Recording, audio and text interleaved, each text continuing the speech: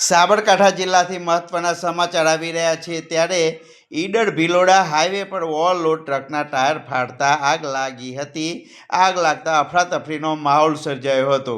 ઈડરના બડોલી ગામના bus stand પાસેની ઘટના આપ જોઈ રહ્યા છો ત્યારે નંબર પ્લેટ વગરની રેતી ભરેલી ઓવરલોડ હાઈવા ટ્રક ટાયરમાં બ્લાસ્ટ થતાં રિંગ સાથે બંને ટાયર ગાડીમાંથી છૂટા પડી રોડ પર પડ્યા હતા. ધડાકાભેર અવાજ થતાં આસપાસના લોકો દોડી આવ્યા હતા. ટાયરમાં આગ લાગતા સ્થાનિકોએ પાણીનો મારો ચલાવીને આગ કાબૂ લીધી હતી. ખનીજ માફિયાઓ બેફામ બન્યા છે ત્યારે ઓવરલોડ ભરેલી ટ્રક નંબર પ્લેટ વિનાની જોવા મળતા ચકચાર મચી છે. ખાણ ખનીજ તેમજ તંત્રની પોલ પણ ખુલ્લી પડી હોય તેવું તો દ્રશ્યમાં દેખાઈ રહ્યું છે.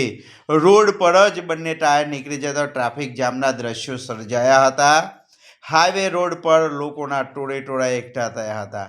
રાત્રિ દરમિયાન ઘટના બનતા મોટી દુર્ઘટના ટળી હતી. GKTV news Sabarkantha.